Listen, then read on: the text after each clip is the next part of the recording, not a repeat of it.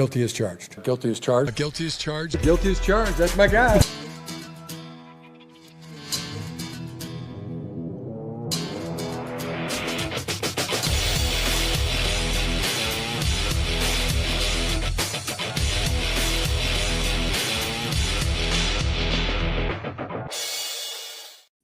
Good evening, everyone, and welcome into the Guilty as Charged podcast. Steven's not here because he's got a birthday or something important like that. And you know what?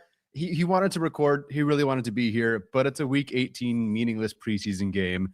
He's having dinner. He's being celebrated.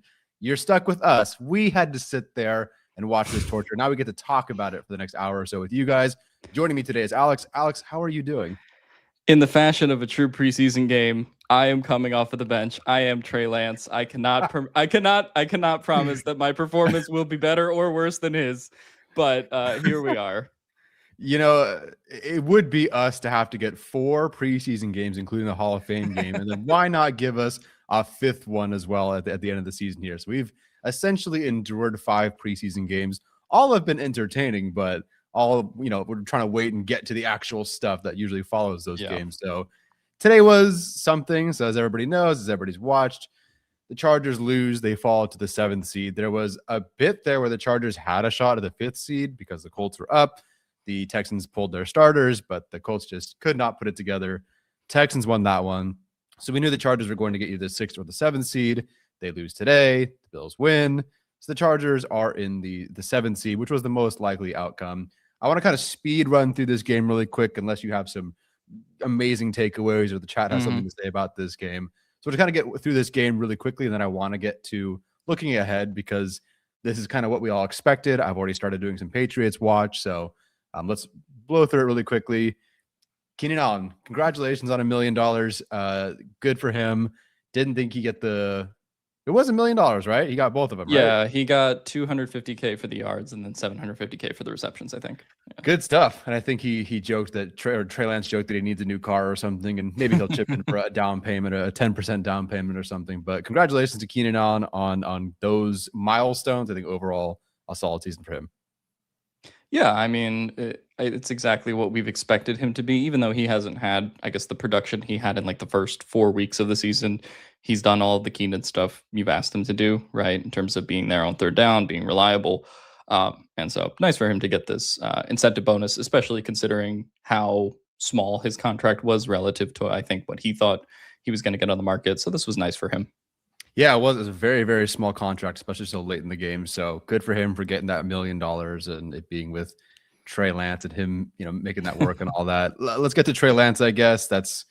We were curious how this would go. I think most of us started the day with pray for Trey Lance, given the offensive line in front of him. And actually, I'll start with that. So as of right now, unofficially, by the way, did not expect Trey Lance to have 44 attempts today. That is definitely not what I expected in a game like this. But the end of the game was so weird and wacky. Austin Teculus, here we go, guys.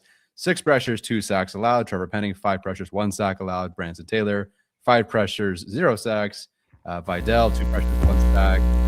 James, 1 pressure. Hart, 1 pressure. So it wasn't easy for Trey Lance out there. It wasn't exactly the easiest day for him, but he finishes 20 for 44 for 136 yards with 69 rushing yards.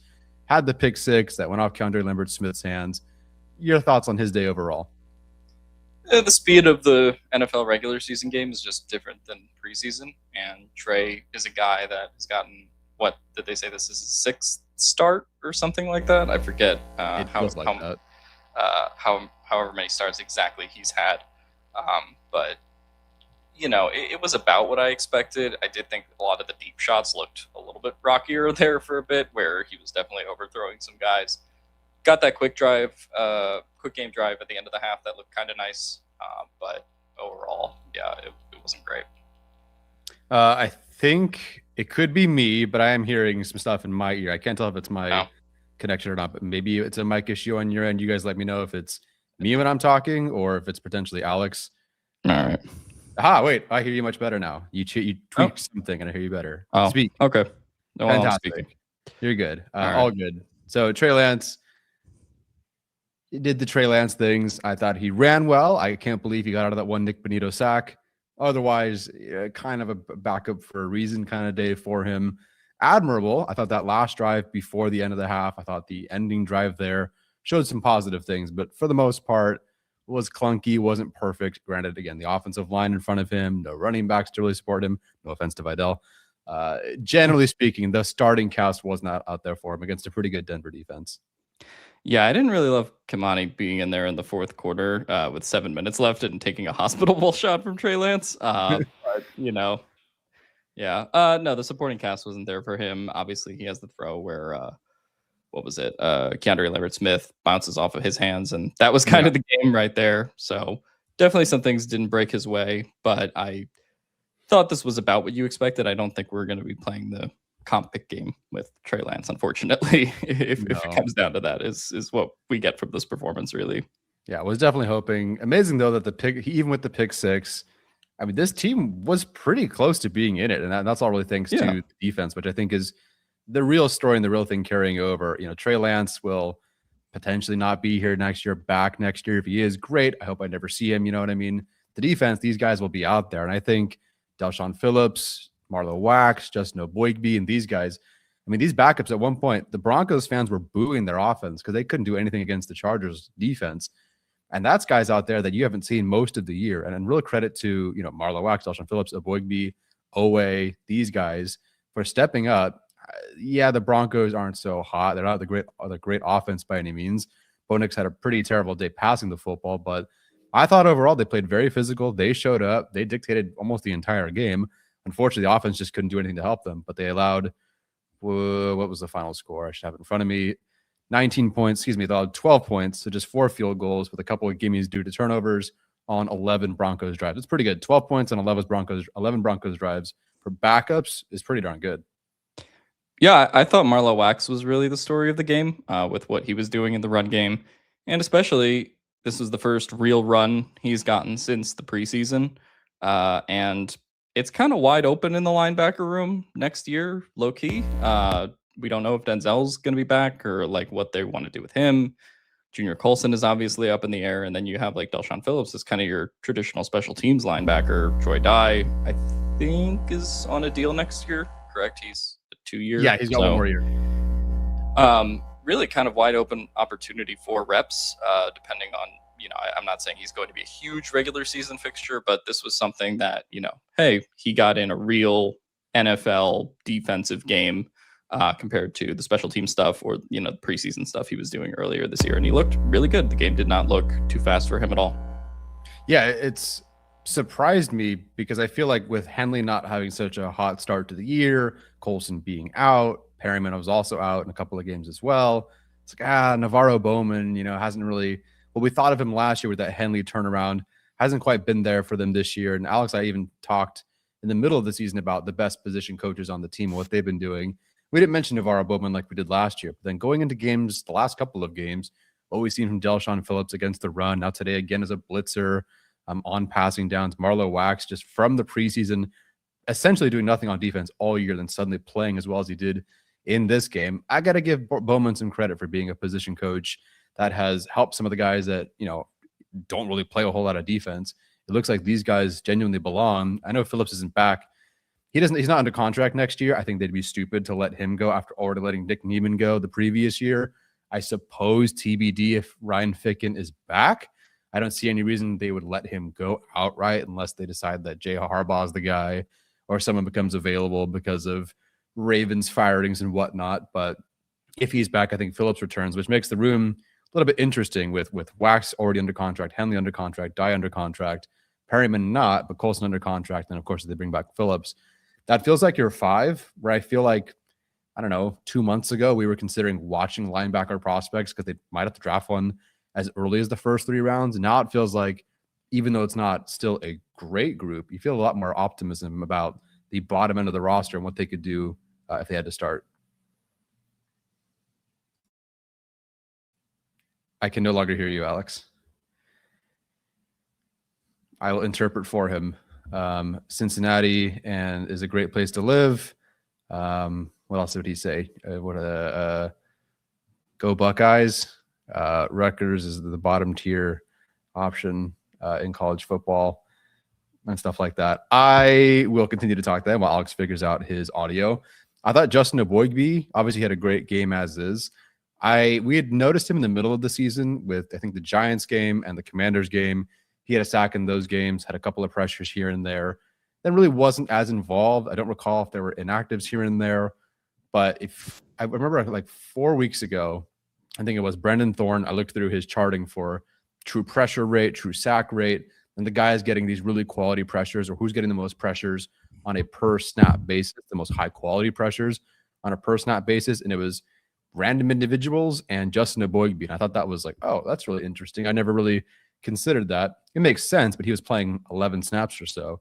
For him to finish a game like today with 2 sacks, with multiple pressures, maybe even a run stop as well, it's great to see, and maybe it gives me a little bit of hope for Kyle Kennard that Aboigbe goes from 18 snaps last year to being someone who plays over 400 this year, and I think finished the season with like 21 pressures, 6 sacks, 22 or so run stops. That's a really nice progression for a day 3 pick. Absolutely, and I think the same for Kennard as well. I thought he looked okay in these like small spot snaps that he's had to play. Obviously, not fully comfortable, but yeah, Justin Igboigbe is going to be a huge piece of next year, depending on what happens with the interior defensive line. At least from a pass rush standpoint, I'm fully comfortable with him being on the field at this point, which was obviously not something that we could say, at this point last year when he was having his kind of redshirt year. That was nice to see for sure. Yeah, it definitely was. So, other thoughts on this game? I know it's only been 12 minutes, but I don't think we have to spend a whole lot of time on this particular game. Any other thoughts on things you noticed in this game? I think it all kind of went maybe as expected. Oh, you have a thought, it sounds like. No, if you want to throw some chum to the Twitter folk, Andre James only allowing 1 pressure. Yes, Andre James only allowed 1 pressure. And I got to find, let's see if the numbers are still up. So Andre James on the day had 20 true pass sets on 54 total snaps. So he ended up getting to 20, which is pretty good. 1 pressure on 20 is pretty good. Now, everybody else lost, but for Andre James to only allow 1 today, unofficially, is pretty good. I guess I can look at week 3 now. So by comparison against the Broncos in week 3, Trey Pipkins allowed 9 pressures. Bradley Bozeman allowed 2 on 25 true pass sets. So it was definitely more of an offensive tackle, right side of the line issue. So Andre James 1 pressure better. So there's that. Improvement is improvement. No one's going to change spots. It is going to be Bozeman at center in the playoffs. It is going to be Becton for 85% of the snaps at right guard in the playoffs. I don't expect that to change. I guess, is there anyone you think today who gets more run time given the way they played today, or is it pretty much set and go? I think it's really set and go, especially when you think about like the amount of guys that sat today. I thought Odafe Owe played pretty well. He had that one nice coverage rep again where Jesse Minter kind of dropped him into coverage and forced a 3rd down stop, I think, on Denver. So that was a nice one. Outside of that, really nothing. It's kind of hard to figure out what to really take from this game going forward from a playoff context, other than obviously like Wax and Igboigbe and some of these guys who are going to be contributors next year. Yeah, no, definitely. So regarding Owe, so he starts the season, his first 5 games with the Ravens, 12 pressures, 0 sacks. His last 5 games with the Chargers, he's had 4 sacks, 10, and 20 pressures. So 20 pressures, 4 sacks with the Chargers his last 5 games, just 12 and 0 with the Ravens to end his tenure there. I think he's been phenomenal. Finishes the season just with the Chargers with 35 pressures, 8 sacks, 20 stops. I think he's been even a little bit better against the run lately too, which has helped him tremendously, helped the defense. I think he's a real asset. And I know Chargers fans like him a bit. We'll talk about our top 10 Chargers on Tuesday, I believe, with Steven and I, but Chargers fans voted Owe in the top 10. I mean, I agree. I think even with a short time here, he's been pretty good for them. Absolutely. And he presents, I think, speed off the edge, specifically that, Mac is giving you obviously what Mac gives you. Thule is giving you what Thule gives you. But he gives them, I think, something else that they didn't have at the edge rush position before he got here. Whether it was that Chiefs game where he was just able to hunt down, Mahomes really the whole game. That is the kind of stuff that I think you need in the playoffs. Yeah, definitely. Just going back real quick before we jump into looking ahead. Atticus and a couple fans were asking about how Dante Jackson is doing. We only know as much as we know from the game. I think if Alex were looking at the post-game comments right now, he would know, or at least get some sort of update, which seems to be, he's okay. But it was definitely nerve-wracking to see the Chargers' best corner and one of their, I think, arguably 5 or 6 best players on the team this year go down with an injury in a meaningless game. So hopefully he's okay. I think the Chargers can.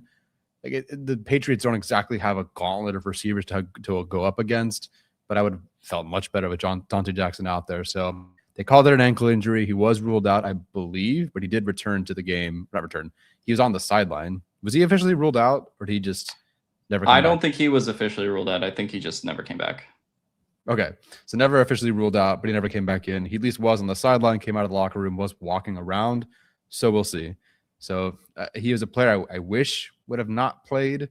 I didn't even realize Benjamin St-Juste was available enough to play.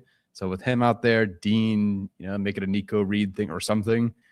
Bummer that it had to be Dante Jackson who got hurt. Not that it even really mattered in this game, but of course, like one of your best players getting hurt is never good. So that's that. Anything else on this game before we move on to the looking ahead to the pathway?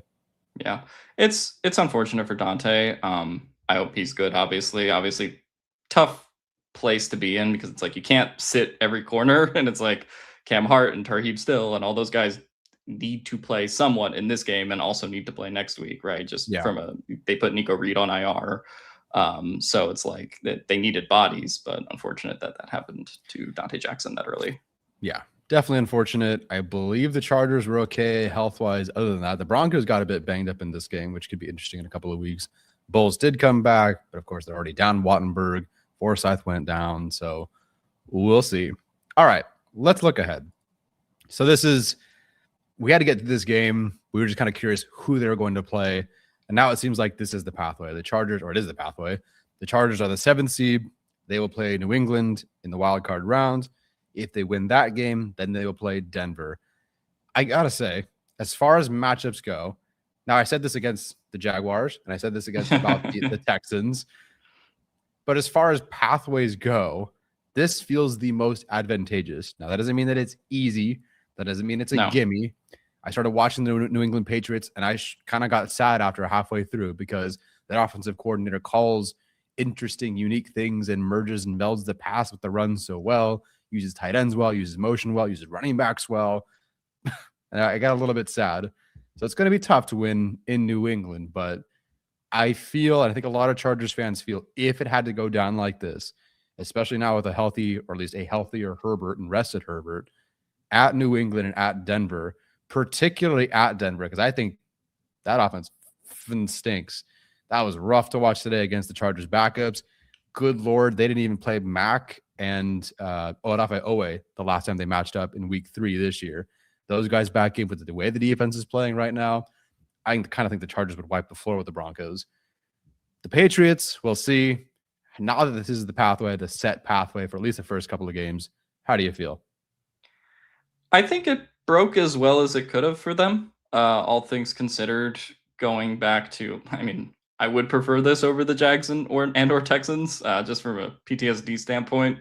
But also, I do feel like, and again, this is, like you said, not saying New England is an easy game by any means, but this is, their trenches probably present fewer problems for a Chargers offensive line that has been beleaguered all year. Now, does that mean that, Bradley Bozeman and Trey Pipkins and Mekhi Becton are going to have great games? No. But I do think that it gives you a chance offensively versus, I feel like, if you kind of had to run the Jags game back, if you had to run the Texans game from a couple weeks ago back, I wouldn't feel as confident as this game. And the Jesse Minter experience that we've really seen since the bye week, locking down the Eagles, shutting the Chiefs down, shutting Dallas down, really after those first 2 coverage busts, shutting Houston down, and then today, despite the offensive concerns, and I see a lot of Greg Roman in the chat and Greg Roman on Twitter and all that. Yeah. This Jesse Minter defense is good enough to buy you a game at the very least, right? I'm not saying they are going to beat New England, but if he can keep you in these kinds of games, and so especially if it's going to be cold and rainy, I think is the forecast in New England next week. I do really feel like this defense is legit, even though do I think Sean Payton was unlocking the whole Denver playbook today? No. But to me, what we've seen from Minter over the last 2 months, I think has been tremendous and enough to steal you a game. And I think New England is probably the most favorable matchup for them. Yeah, ultimately it comes down to, line up the different defenses in the playoffs, which ones are the least disadvantageous for the Chargers, or which ones, I guess, are the most advantageous for the Chargers. It's probably the Patriots. Now, I know, they've been doing this without Milton Williams, who came back today, I believe. Right. And definitely will be back against the Chargers next week. And they just got Will Campbell back, right? Yes, Will Campbell back as well.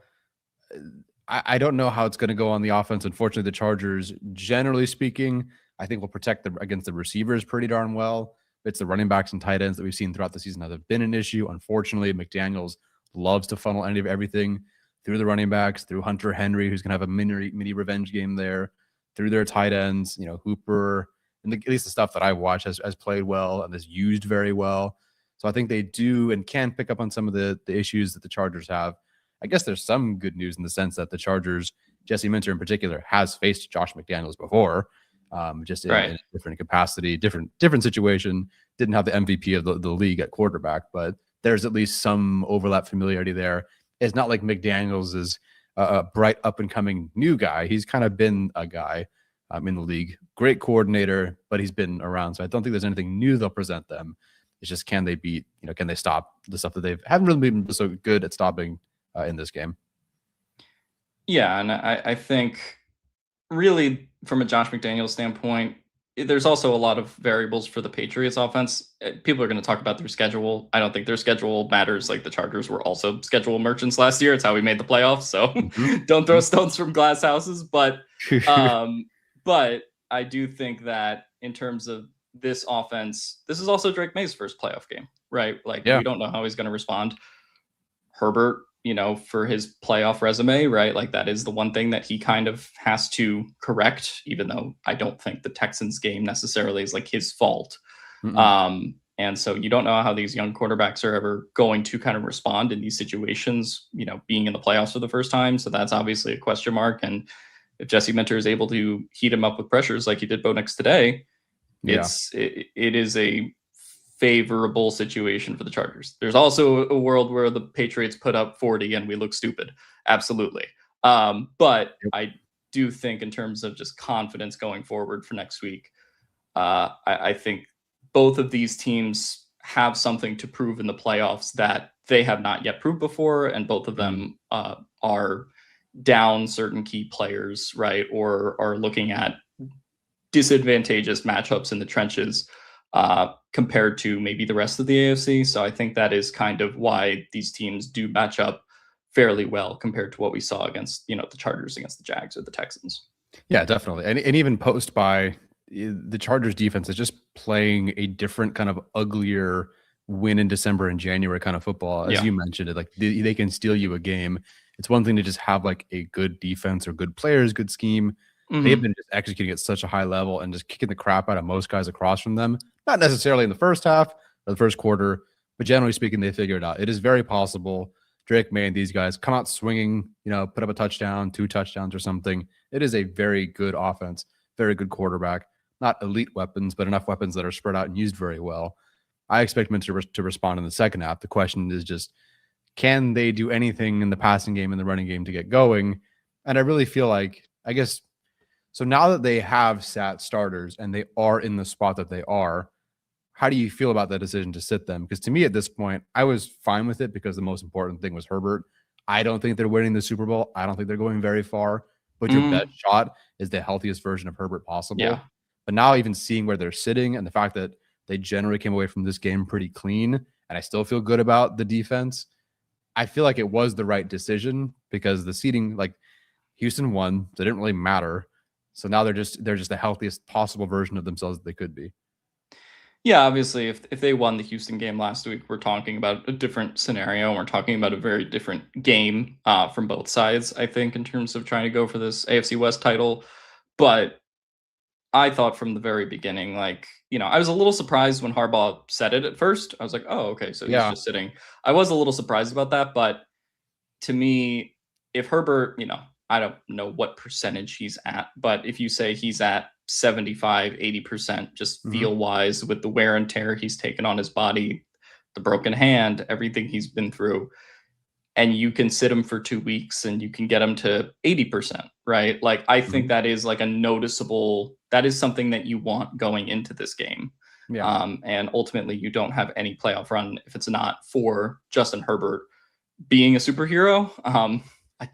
I don't know how confident I feel in Greg Roman next week. So if they win a Mhm. playoff game, it's going to be because of Justin Herbert. And so Yeah. ultimately, whether it was the Steelers, whether it was the Jaguars, whether it was any of these teams, I ultimately felt that if you're not competing for the division, if you're not competing for the number one seed, that this was to me the right decision. And also, because you're not playing for the division, you didn't have to rush Jamari Salyer back into the starting Mhm. lineup or like rush Hampton back, who we'll talk about his status going forward into next week also.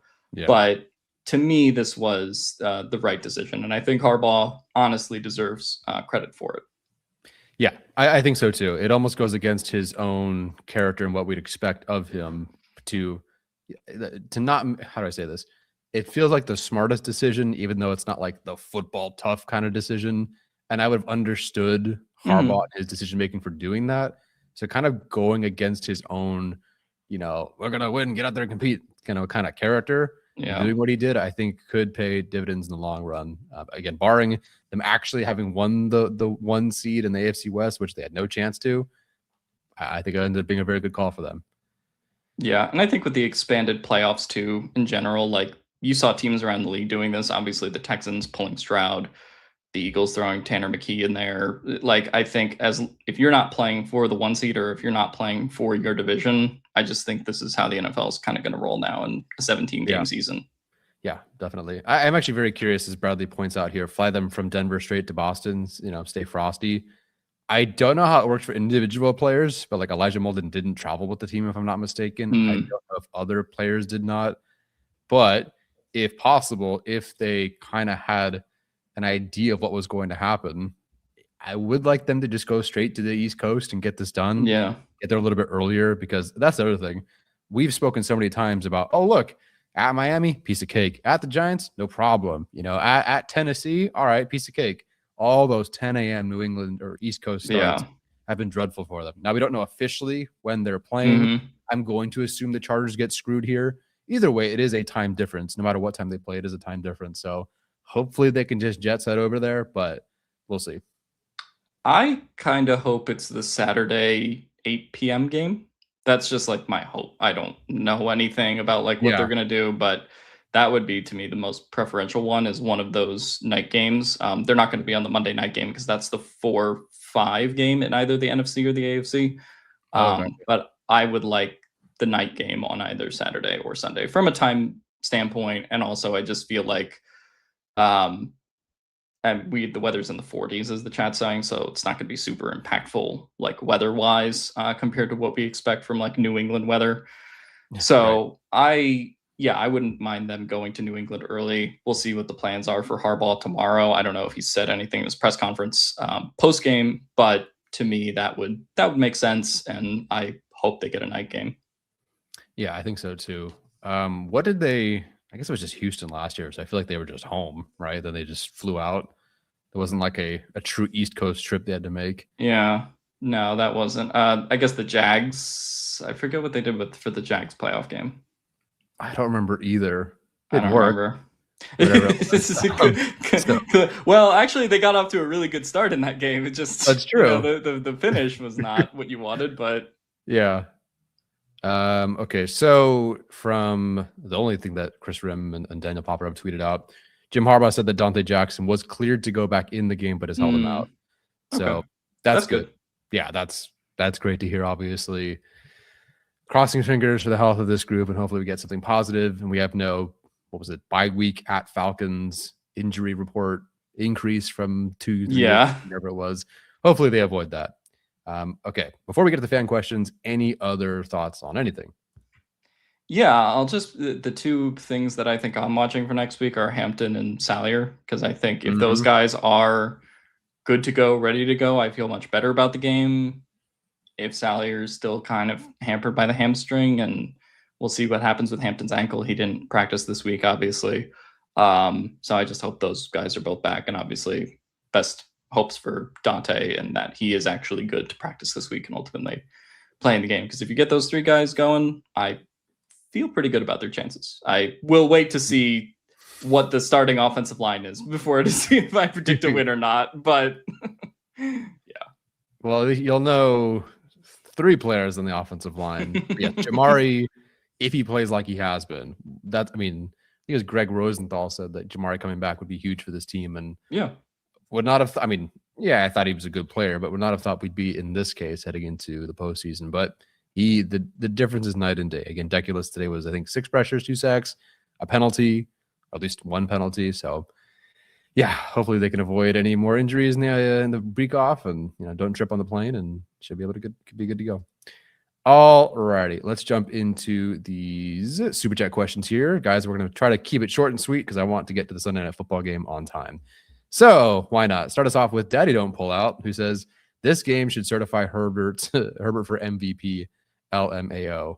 Your thoughts on the MVP race and where Herbert kind of should have been, even though the numbers, he dropped significantly because he wasn't starting this game, but I believe he was at least top 4 before this week. Yeah, I think he should be a top 4 or 5 MVP candidate. I think, did Stafford retake the lead? I think Stafford retook the lead today. I might be wrong on that.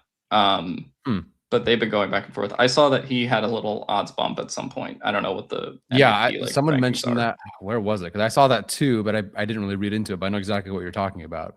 But overall, like, should Herbert be an MVP consideration on a merit basis? Like, yeah, but I think at the end of the day, the stats, not winning the division, I guess Stafford is also in that category. But to me, I think the things that I think if Herbert had played in this game and they were playing for the division and the Chargers won, I think we would be having like a different conversation like that for sure. But I think he's just going to fall a little bit short. Yeah. So it's May or it's Stafford. Totally fine. I guess no, because they won't decide MVP before the pre. It's right before the Super Bowl, right? Yeah. So it wouldn't. The Chargers wouldn't knock off the MVP. They would just knock off a player who might end up being the MVP. But we'll see. Next question is from Davis, who says, way too many mistakes and penalties by offense to even have a chance to win. Our defense played well. I agree, but also on a bunch of them were like offensive line penalties, and like this combination did not play before this week. So I wasn't like surprised about the false starts and the delay of games and all that kind of stuff. So again, it felt very preseason-y, but obviously the refs were calling it like a regular season game. So that to me was the difference. But yeah, shout out to the defense, like we said earlier. Trying to look at the penalties in this game for the blocking unit. Why can't I find penalties? Branson Taylor had 3. Oh. I don't remember him having 3, but that's not very good. Did Deculus have 1 or 2? I forget. PFF has, so Deculus 1, Hart 1, Trey Lance, I think, had a delay of game 1, and then Branson Taylor 3 with, I believe, 1 declined. So I don't know if that's 3.5 technically on that one. Yeah.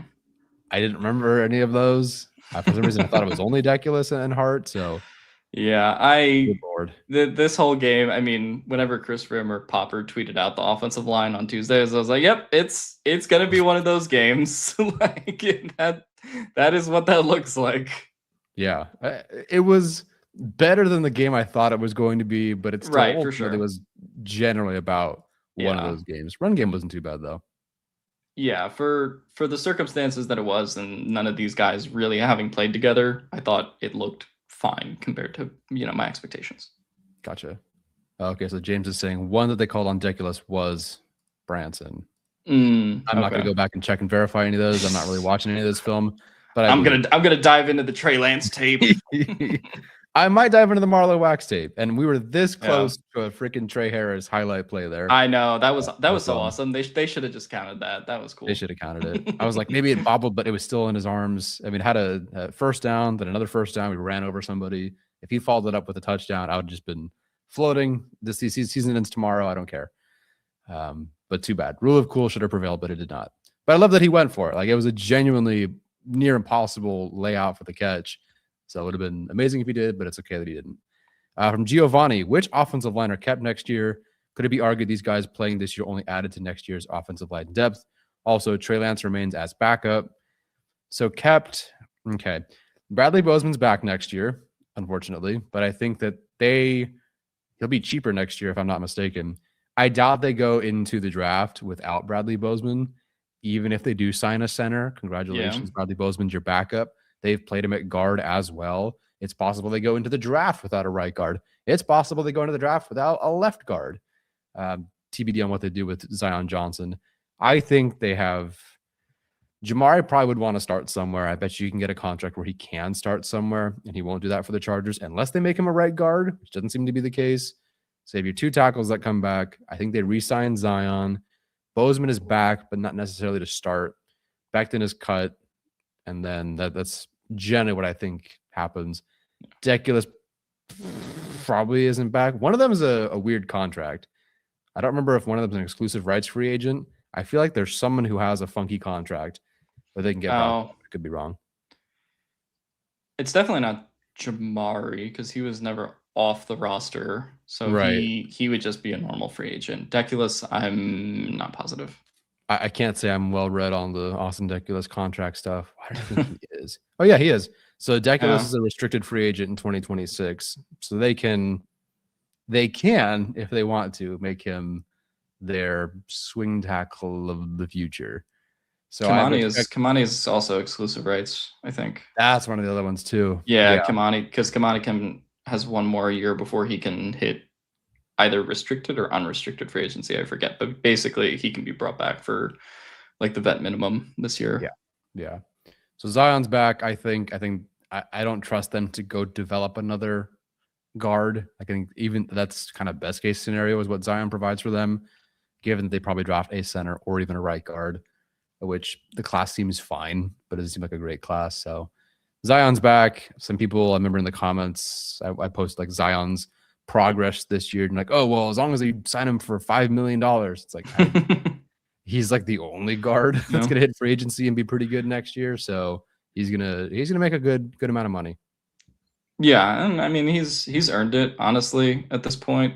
And you need some stability, right? Like if you're going to uproot potentially Bozeman not starting, Becton being cut, I think bringing back Zion at that point is probably the right move. And you're going to be working back Slater and Alt. What percentage they are when this offseason, we'll see. So to me, I think the fewer seats you have to change, kind of the better. Yeah, and they can even make the pick of this. That's the pick. The signing even better by getting a half decent center there, by having Rashawn Slater back. Zion doing what he's done this season basically by himself with 15 different people on either side of him has been pretty impressive. So I think he's allowed 7 fewer pressures and 4 fewer sacks than last year. Definitely on the sacks. I guess it was this game. I believe because he didn't play this game, I think he's under 30 pressures. Yeah, I think it was like 26. Yeah, so 26 if you use a regular season. And it was highest PBE of his career too, I think. Yes. So highest pass blocking efficiency of his career. He allowed in the regular season 33 last year, 26 this year, 5 sacks and 13 hits last year, 3 sacks, 7 hits this year. I would even argue one of those against the Colts shouldn't have been on him. Highest true pass set pressures and efficiency and whatnot. So definitely still more thought of as the run blocker kind of guy. But I think we haven't sat here and watched Zion go and just like, oh God, there it happens again. There's the free shot at Herbert kind of thing. For the most part, I think he's done a pretty good job. Someone in the comments is gonna be like, Gak is doing Zion propaganda again. That's fine. I was never wrong, by the way. They turn out to be a good guard in the NFL. That's not bad. He has like his Garrett Bowles run where it took him a few years. Absolutely. To set for another decade or so. Fine by me. Last question on this one. Also, Trey Lance remains a backup. Yeah, I mean, I don't know where he would like start next year unless someone wanted to give him like the Darnold Vikings deal where it was just like, hey, here's like 1 year, 10 million, and you can like compete for something. But today was kind of his audition for that, and it didn't go great. So I would just assume his move is probably re-sign, and then if you ball out next preseason and maybe you get like another shot at it, like that could turn into something. But I doubt someone like, would try to really put him in starter contention. And I also feel like there's so many quarterbacks out there that are like trying to find homes for next year. So to me, I don't know if the Trey Lance market's going to be super hot. Yeah, I don't think so either. It's not like, Greg Robin's going to go somewhere else and maybe bring him with him. Shane Day, he's staying. So there's no like coach that might bring him with him. It just seems like, whatever it is. Other than maybe like a Tyrod Taylor reunion kind of deal, which I thought they should have done 2 years ago. It doesn't seem like he'll be back with the Jets and somehow end up starting next year for some, terrible Jets team. Sorry, Arjun. Alrighty. Next comment, or I should say super chat from Kyle, who sends it a $20 super chat. Thank you very much. That's very generous of you. Thanks for all you do, Gak. I know it will be difficult, but let's hope Herbo gets that elusive playoff win. If the MVP defense and Herbo show up, I'm thinking it's possible. Me too. I mean, if the defense shows up as it has, New England's just not that team on the defensive line. They have great players. Gonzo's a blue chip player. Milton Williams is obviously a blue chip player. They've had like a generally good set of rushers. I think they have 3 guys above 45 pressures. So no 70, 80, certainly no 23 sacks. Myles Garrett. Congratulations to him, by the way. But it's just not Nick Bonito and Zach Gallen. It's not the Giants defensive line. It's not the Texans defensive line. Overall, it's just much easier to manage than what they've faced recently. Yeah. And so, I think this is also like a year to get, I don't know about 2 playoff wins, but certainly 1 playoff win where it's like the Chiefs have a down year, the Ravens have a down year, even the Bills relative to expectations have certainly had a down year. So it's like, this does feel like the year for Herbert to get kind of that signature monkey off his back. And he will, and then it won't matter if he loses if he could go to the Super Bowl and lose, then it's just the new thing. I don't know. I mean, I think the media would change their tune a little bit. If he beats May and Foxborough, I think he gets. Yeah, that's fair. Yeah, I don't know what Acho is going to say on his show the next week, but but the people who are Japanese soldiering it might never admit that they were wrong. But I think that some people, a playoff win would definitely convince some people. Yeah, I think I take back what I said. I think you're right because it feels like with so many primetime games for the Chargers, and just because they're winning, like regardless of what Herbert is doing, granted it's usually because of Herbert, but they're winning more. And I think that the media has softened a bit because they're watching him with this offensive line. And people are finally buying into like, context and things like that and watching the film. And I think some media has kind of softened on their takes like, wow, this situation sucks. And Herbert's still doing this. It's admirable. Yeah. I mean, I don't know what Nick Wright would say on his show after a playoff win or playoff loss, but I really do feel like Herbert will at the very least not get, barring like a disaster playoff game or something like that, I don't think he would get the blowback that he got for Jacksonville or Houston. Yeah. No, I hope not. Hopefully he gets that one. Maybe I'm being too optimistic, but we'll see. No, I think you're spot on. I really think you are. I hope they get a win. It's good for our finances as well. From Mr. Chow Chow, who does Dante Moore remind you of? Comparisons. This seems like a draft and probably offensive line question. If it is, I have not watched him. Do you know who that is? Yeah, he's the Oregon quarterback. Okay, clearly I watch college football. College football enthusiast, Tyler. I think he's a little CJ Stroudy, I guess is kind of what I would use. He's an interesting one. I think he's going to be the first guy after Mendoza, and unfortunately Mendoza's a Raider, so they got a quarterback. I don't know if they'll ruin him or if he'll break the Raiders curse, but I was a little bit bummed that they got the top pick. Yeah, I mean, yeah. So either you get the quarterback you want, or an insane treasure trove of draft picks, which they'll promptly probably screw up. But yeah, rookie quarterback throwing to Bowers and handing it off to Genty does not sound like the worst thing ever. Also, I'm gonna shit on Mike Florio for a second. He wrote some article today that was just like, "Oh yeah, Brady's involved in Vegas now, and he's gonna hire these guys." He was involved in Vegas last year. Did you know that? And was terrible. So we watched. I think it was week 1 this year. He was in the booth, and everyone was like, "Oh my god, this is an unfair advantage because he's commenting on games." Oh my gosh, the Monday night game. Yeah, then they got the number 1 pick in the draft. So I don't think it mattered a whole ton. Brady can keep doing what he's doing, as far as I'm concerned. Yeah. Although, I guess Belichick to the Raiders. Oh my god. Mark Davis and Al Davis, rest in peace. Mark Davis is the kind of guy who would just he just did it with Pete Carroll, and they did it with John Gruden, and did it with McDaniel. Like whatever people tell him, he will do whatever he wants. Like the Rivers to head coach buzz, like Mark Davis would hire Phillip Rivers outright. I don't think Rivers would take that job, but they had Art Shell, an offensive lineman, as their head coach. They always try to jump early historically. Sorry, my dad's a Raiders fan, so I know this shit.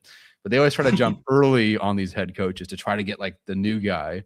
Sometimes it's worked, and sometimes it's what they have. That's interesting. That's interesting that you say they tried to jump on the new guy, because did you read the Breer article? No. Okay, so Breer did drop a little Minter nugget in there for the Raiders, where he mentioned Spytech and Brady Michigan connection specifically.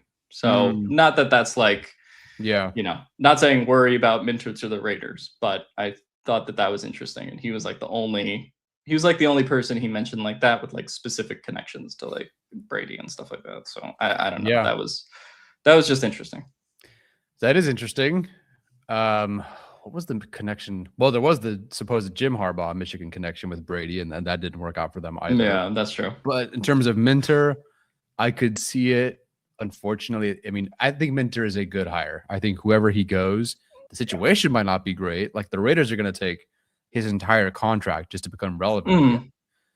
But man, like, although it seems like they are also trading Max Crosby, and I kind of think they have to, because they're going nowhere with him, and he's their only real non-rookie contract they can move. So I feel like the Giants are kind of like maybe the best spot for him if I'm just trying to get him to like a good defensive line that like is going to ball out like immediately. I feel like he can do really well with that defense. And then the other one I would watch is obviously, I mean, the Ravens game is going on at the moment, but depending on what happens with John Harbaugh, he's obviously very tight with the Ravens organization. Or the Titans, as said in the chat. Yeah, he can't. No, Matt Nagy's going to be the Titans head coach for some god awful reason. I don't know why he's even. They deserve it. They deserve it.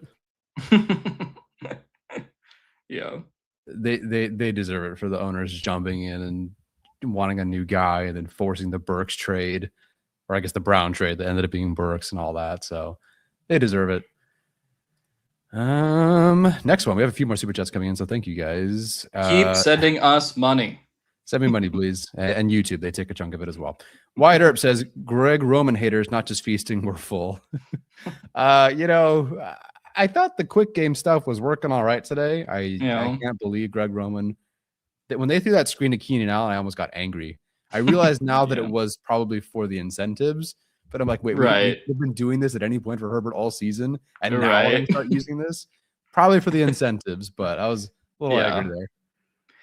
Yeah, I mean, there was nothing from this game that made me go, oh my God, Greg Roman, like compared to the previous weeks. So people in the chat know how we feel about Greg Roman specifically. So it's not like this game was going to be the one that changed our minds and was like, oh, like with Trey Lance starting. So, I am nervous about it going to the playoffs for sure. But, this is what this team's been built around, and Greg Roman's coming back next year. So you just have to hope that Alton Slater and those guys raise the floor. That's really it. It sucks, but that is what it is. Yep. Again from Daddy Don't Pull Out. Let's meme Greg Roman to Michigan's head coach job. Bad news. They hired someone already. Hey, you can coach tight ends for them or something, right? Yeah, Throw a bag at them. Why not? Again from Mr. Chow Chow. OMG, Dr. Alex in the house. How many more years till we Hello. get official Dr. Alex? Should be 2028. All right. Now to Yeah. fly for my free So healthcare now. I'm just kidding. yeah. That's awesome, man. So it feels like, I mean, it's been since I've known you, basically. Yeah. So it's, for me, it feels like you're so close, but for you, I'm sure you're just like one week at a time. Yeah. No, this has been the 1 week I'm back, and then tomorrow I start classes again and stuff. So yeah. Well, you're doing great. You're doing great. Thanks. Mr. Chow Chow, can Joel return if the Chargers make a deep run? It seems like the answer is no. I've not heard anything otherwise, but it seems like they are very much like they know it's not happening. I feel like we would have heard something about it if it were to happen, because even like when Dobbins went down, they were like, oh, like if they make the Super Bowl, he can come back. Or when Mike Williams got hurt, they were like, oh, if he makes the AFC Championship game, then he could come back. So I feel like reporters usually drop breadcrumbs like that if there's like a chance. But yeah, don't think so. Although I don't think they had anything when Slater was potentially going to return. The Jags year. Yeah, like he would have been back for the divisional round. Yeah, so, or it was like, was it Hunter Henry was going to come back the next week if it beat the Patriots? Sure. Yeah, something like that. I forget. Yeah. Oh, or did he come back? I think he came back, but was very limited. Yeah, I think he came back, but didn't really play that much. Something like that. Yeah. From Il Mossity, Chargers game aside, what do you guys think is the most intriguing matchup of Wild Card Weekend? What are the games again? It's Patriots, Chargers, Bills, Jags. I believe it's Bills, Jags. Of course, the bracket isn't updated. AFC North versus Texans, and then I forget the NFC. Who are the Eagles playing? Oh, then is it the Niners? So NFC, Seahawks have the bye. It would be Bears, Packers, Eagles, Niners, Panthers, Rams. Panthers, Rams. The funny thing is the Panthers are the team that beat the Rams. I know. All teams get but the Panthers they're kind of miserable. That AFC South division was just so funny, man. Where it's just like, all right, we have 3 teams tied at 8-9. Who wants it? Nobody. I think Jags Bills has to be the one, because that eliminates, should it come down to it, eliminates one very good, dangerous team I think the Chargers could struggle against. I'm actively rooting for the Bills to beat the Jags. Like if that happens, that is a much easier path for everyone. So if the Chargers beat the Patriots, Bills beat the Jags, then Chargers would play the Broncos, and the Bills would play the Texans, I guess. Yeah, if the Texans beat the AFC North team, Patriots would lose, Jags would lose. So it'd be Bills. Texans would play. Oh, because we don't know who if they beat the AFC North team, which, I don't know. Probably. Yeah, probably. Last super chat here. Chiefs might trade McDuffie for the Rams' 12th pick. I really like McDuffie. I don't know if at this point I'd be trading a first-round pick in the top 15 for him. Yeah, I don't know where this report even came from. Yeah, the Rams having another pick is such bullshit, man. That Falcons trade was so bad. I know they got their edge rushers, and like that is fine seemingly for the future, but that's a tough pill to swallow. Yeah, the Falcons that last couple of drafts have been something else. Talent on that team as always, but can never quite get it together. I would not trade McDuffie for Kirk Cousins. Like, Kirk Cousins might start for them next year. Yeah, there's a chance. Yeah, might as well. He looked better than Penix? Question mark. Yeah, no kidding. All right, on that note, speaking of draft stuff, I've tried to jump into it. I think you have at least looked at, was it Boston you were watching earlier? No, it was a safety. Downs? Yeah, I watched Downs. I watched Arvell Reese. I watched Jeremiah Love, even though the Chargers aren't going to take a running back. And then I watched I don't know. I watched Amari Washington from Oregon. So Gotcha. These are all names. He looked pretty good. And then I watched 2027, 2 games of a 2027 running back. Oh, from Rutgers or who is this? No, from Miami's from Fletcher from Miami. He beat Ohio State in that game. So I watched 2 games of him. I have a problem. I know I have a problem, but hey man, you got to find that next guy. Listen, Alex on Vidal, Alex on Gadsden. You know, I got hell of a run blocker, Trey Harris. That's what I got this year, which he's played great. You know, it just wasn't exactly. Great. He's been great. I didn't think he'd be their move tight end for them, but whatever. No. I know Steven's watched a couple of the offensive linemen and has given his thoughts in the Discord, I think. Yeah, I think he's like I was trolling Steven that I'm gonna like take as long as possible to watch the first offensive line prospect and just watch every other position. Just give a take that's not even real and just watch him just like short circuit over it. Because I don't like that guy's anchor. I'm a big anchor guy. That's me, big anchor guy. Which I mean, he had Creed Humphreys like a top 15 player, so I guess he's not wrong. So good for him. Yes. Related, unrelated. Thomas Martinez says, some of the running backs are going back. It's so frustrating.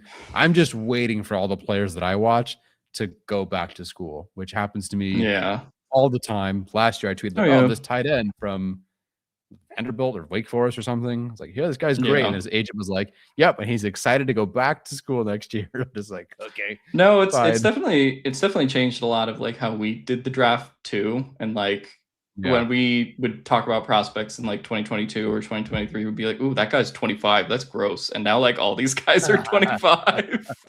So it's like, I feel like that the NIL change has definitely affected it. And I feel like the quarterback market is also going to change too, because I feel like the guys that are not obvious surefire things are probably going to like stay in school. So then that's going to have changes across the board. So it's definitely compared to when we first started covering the draft, like with GAC, it's a lot different now with how NIL has just changed so much of it.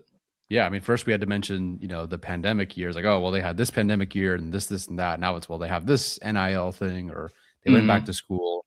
I think Duke Manyweather posted today, the Texas offensive tackle went back to school. I don't know his name, but he said that he would have been the offensive tackle 1 in this class had he come out, had he declared that he's going back to school. So there's some hefty money being thrown around there. Yeah, going back to Dante Moore, like that was another one too. Raheem Morris was fired. Oh, wow. I mean, I guess that's not surprising, but no. Well, speaking of your picks going to the Rams and stuff like that, so Raheem Morris fired. I feel like if Minter leaves, it's Klingscale is the guy, but I got to do some work on these guys that are available, because there's I was thinking him or like Navarro Bowman. I feel like those would be kind of like the two. Those would be the two in-house like hires if they wanted to go that way. Yeah, but I don't know how often the defensive line coach ends up being the D coordinator. I could be wrong. Elston also, But I feel like Klingscale, because Klingscale was co-DCs with Minter at Michigan, right? Unless I have that wrong. Yeah, I think he was for a game or something. It's not like I don't think it was like he was the coach the whole year. I could be wrong. Yeah, but he was clearly like closest to like Minter in that Michigan dynamic at least. So I don't know. But Pete's gonna get fired. Unfortunate. I was hoping for an extension. I'm still surprised where the Raiders season went. I really didn't think it was going to be #1 overall pick season. No, honestly, I like the Gino and Pete thing that they did, then it blew up pretty bad. So I thought they would be like a pesky like 6-win team. That was kind of like my pick for them in the offseason, but I didn't expect the bottom to fall out quite as bad. Yeah. Yep. Well, sorry to Raheem Morris. No Rick H-Town, Pete Carroll being fired did not happen. It just seems like that is going to be the case. Shane Steichen is back. Stefanski seems like he'll be available. I wish the Chargers could land Stefanski. I mean, 2-time coach of the year would be nice to have. Mhm. Harold Fanta Jr. had a great year, but if you watch his big plays, it's like he's wide ass open because Stefanski just dialed it up so well for him. But Greg Roman, it is, everybody. Yeah. Yay. Well, listen, you are one great game away. Like the Chargers or not the Chargers. The MCU is one Avengers Doomsday movie away from returning to form. Greg Roman, he calls the greatest game of all time in the playoffs against the Patriots. They win in Foxborough. All good. That'd be incredible. Yeah. Alex, we will build a shrine. The Greg Roman statue, if he wins in Foxborough, will go next to the Andre Roberts statue if he's able to win the New England game. if they actually go have a great plan against New England, sure, I will go to Etsy and buy a statue custom made for Greg Roman. I will put it right behind me. a statue of Greg Roman with like Hall of Fame bust that has the Burger King like crown on it. Crown. That's perfect. Got to do that one, like the whole like cloak thing as well. I'm down. Yeah, if they score 30 something on the Patriots next week, I will sing the Whopper theme song. You name it. Whopper, Whopper, Whopper, Whopper. Not a sponsor. Please don't demonetize us for him singing. All right, Alex. Any final thoughts before we head out of here? Chargers Patriots week should be exciting, more exciting than this week, and yeah, big stuff coming down the pike. Big stuff indeed. All right, guys. Thanks for hanging out. Go enjoy the rest of the Sunday night football game. Enjoy whatever's on Monday. It's Tuesday, I believe Steven and I are doing top 10 Chargers of 2025. Thursday we'll preview and then game on Saturday or Sunday at some time. I hope it's at 10 a.m. because Steven hates it and it makes me laugh. All right, guys. Take care. And as always, bolt up.